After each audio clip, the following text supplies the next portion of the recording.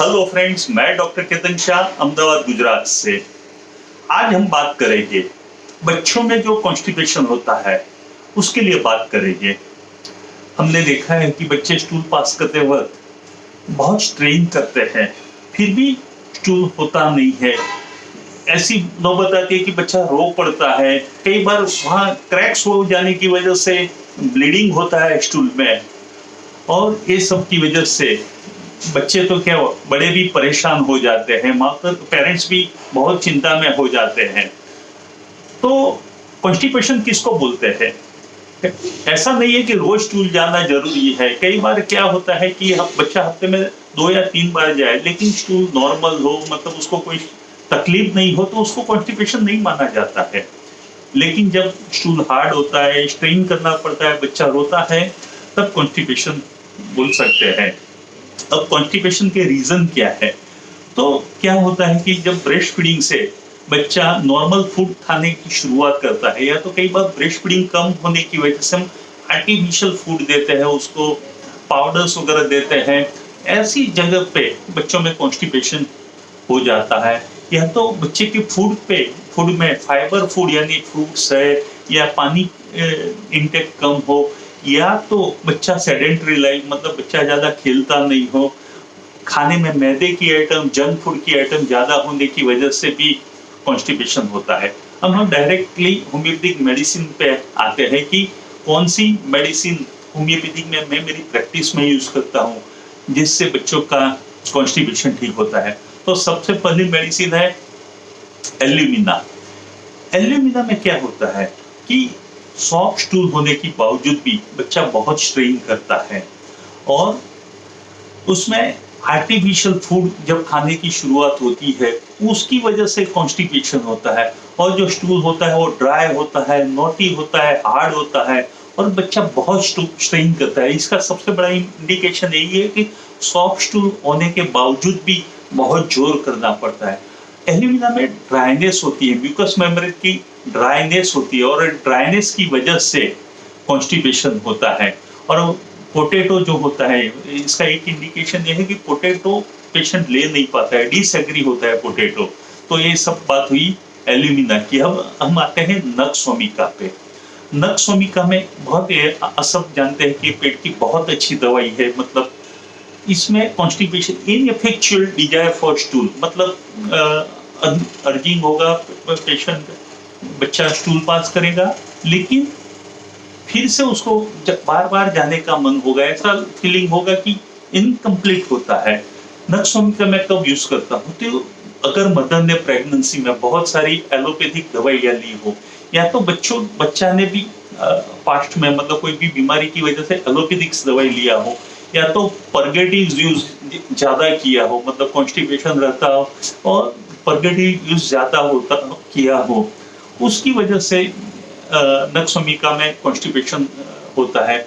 यहाँ एक ये भी सिम्टम्स है कि कॉन्स्टिपेशन और डायरिया अल्टरनेट्स होता है, और बच्चे का आप नेचर देखोगे तो बच्चा बहुत एंग्री होता है, इरिटेबल होता है, और उसको मतलब इम्पेशंस हो जाता है। ये नक्सोमिका की बात हुई। तो नक्सोमिका पेट के बहुत सारे डिजीज में हम यूज करते हैं, और ये भी एक इंडिकेशन है। अब नेक्स्ट दवाई है ओपियम। क्या होता है कई बार कि बच्चे को पल्मोनरी कॉन्स्टिपेशन हो चुका हो, लेकिन उसका फ्राइट दिमाग में रह गया हो, तो उसकी वजह से भी बच्चा स्टूल पास करने का अवॉइड करता है, क्योंकि आगे का जब उसको पेन याद आता है, वो जो एक्सपीरियंस है पेन का, उसकी वजह से बच्चा स्टूल पास करने में अवॉइड करता है। तो ओपियम में क्या होता है कि इसके जो डाइजेस्टिव ऑर्गन्स है, पूरा इंटेस्टाइन है, वो इनएक्टिव हो जाता है, उसकी इफेक्ट पैरालाइज हो जाती है। पैरालिसिस आप समझते हैं कि इंटेस्टाइन में क्या होता है कि उसकी मूवमेंट्स की वजह से स्टूल आगे जाता है, लेकिन ये मूवमेंट्स में प्रॉब्लम होने की वजह पैरालिटिक कंडीशन जैसा हो जाता है, मतलब उसकी इंटेस्टाइन की मूवमेंट्स ठीक नहीं होती, उसकी वजह से स्टूल जो फूड आगे बढ़ना चाहिए, स्टूल आगे बढ़ना चाहिए, वो नहीं होता है।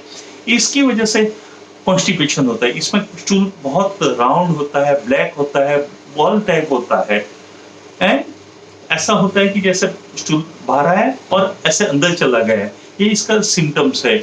और कई बार कोई वजह से मदर ने बच्चे पे गुस्सा किया हो तो कॉन्स्टिपेशन फ्रॉम थ्राइड, ये इसका इंडिकेशन है। मदर ने अगर बच्चे पे गुस्सा किया हो तो भी उसमें कॉन्स्टिपेशन होता है। हम नेक्स्ट दवाई पे आते हैं ब्रायोनिया। जैसे एल्यूमिना में ड्राइनेस ऑफ म्यूकस मेम्ब्रेन है, वैसे ही ब्रायोनिया में भी म्यूकस मेम्ब्रेन मतलब मुंह से का जो अंदर का पोर्शन है वहां से लेके पूरा इसोफेगस, इंटेस्टाइन और रेक्टम पूरा पोर्शन, पूरे के अंदर की सरफेस ड्राई हो जाती है। उसकी वजह से इसका स्टूल है ना वो लार्ज होता है, वेरी ड्राई। ऐसा ड्राइनेस की ऐसा हमें लगे कि वो जल गया हो, ऐसा उसमें होता है। और ड्राइनेस की वजह से क्या है कि पेशेंट को बहुत ज्यादा प्यास लगती है, पेशेंट बहुत थर्स्टी होता है और इसकी वजह से, ड्राइनेस की वजह से बहुत पानी पीना पड़ता है पेशेंट को। और मैं बताऊं कि क्या होता है कि ड्राइनेस की वजह से स्टूल में जो वाटर पोर्शन होता है वो भी वो म्यूकस मेम्ब्रेन एब्सॉर्ब कर लेता है। तो वो ड्राइनेस की वजह से स्टूल में भी जो पानी का पोर्शन रहा होता है वो निकल जाता है। इसकी वजह से स्टूल ड्राई हो जाता है, लार्ज हो रहा है। और जब समर में कॉन्स्टिपेशन होती है तो ब्रायोनिया हम यूज कर सकते हैं। दूसरा मैं आपको बताऊं कि बच्चे को ज्यादा पानी पीने की आप एडवाइस करो। जितना बच्चा पानी पिएगा या तो लिक्विड फूड लेगा उतना उसका कॉन्स्टिपेशन कम हो जाएगा। अब हम एक दवाई पे आते हैं सैनिक्यूला। सैनिक्यूला में भी ऐसा होता है कि जो सॉफ्ट स्टूल होता है उसमें उसको स्ट्रेन करना पड़ता है और पेशेंट को बहुत स्ट्रेन करना पड़ता है सॉफ्ट स्टूल होने की वजह से भी। और ऐसा लगता है कि वो मैकेनिकली उसको रिमूव करना पड़ता है। या और कैसे बच्चों में मैं ज्यादातर सैनिक्यूला कब यूज करता हूँ, कुछ लोगों के लिए नई मेडिसिन होगी। मैं अपनी प्रैक्टिस में सैनिक्यूला ऐसे बच्चों में यूज करता हूँ जो हेड स्ट्रॉन्ग होते हैं, मतलब बहुत ऑब्स्टिनेट, बहुत हेड स्ट्रॉन्ग और इरिटेट बच्चे होते हैं। और ऐसे बच्चे जिनको पीछे सिर में पसीना ज्यादा होता है और पसीने के साथ साथ डैंड्रफ रहता है और सिर में खुजली रहती है, ऐसे रेस्टलेस बच्चे और जो बच्चे को डाउनवर्ड मोशन में फियर आता है, मतलब नीचे जाते वक्त उनको फियर आता है, जो बोरेक्स का भी सिम्टम्स है, ऐसे सारी केस में मैं सैनिक्यूला यूज करता हूँ। अब हम नेक्स्ट दवाई देखते हैं मैग्नीशियम मूर। मैग्नीशियम मूर में, ये मैग्नीशियम मूर है वो लीवर रेमेडी है। लीवर में लीवर आपको पता है कि लीवर हम जो की वजह से ही अच्छा डाइजेशन होता है।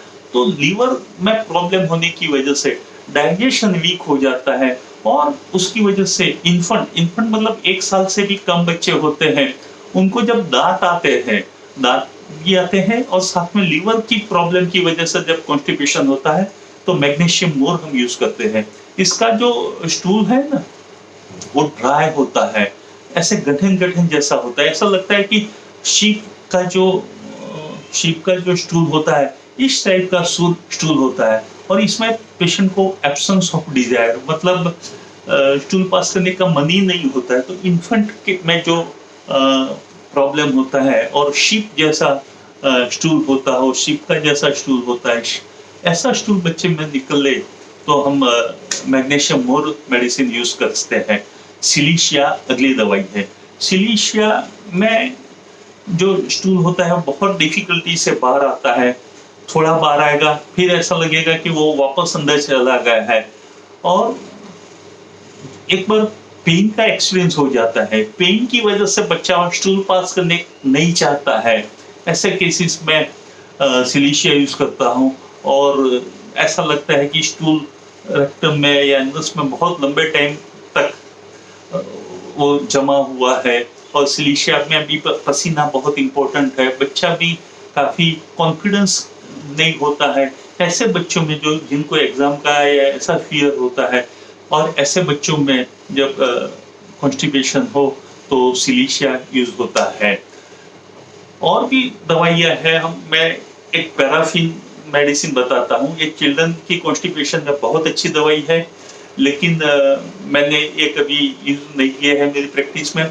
प्लम्बम मेटालिकम, प्लम्बम भी ऐसी दवाई है कि जहाँ पैरालिटिक कंडीशन आता है और पैरेंटिक कंडीशन की वजह से पेट में दर्द होना और साथ में कॉन्स्टिपेशन होना, ऐसे केसेस में तंबम यूज करता हूँ। जिंकम मेटालिकम भी अच्छी दवाई है, जब इन्फेंट में कॉन्स्टिपेशन हो तो जिंकम मेटालिकम भी यूज हो सकती है।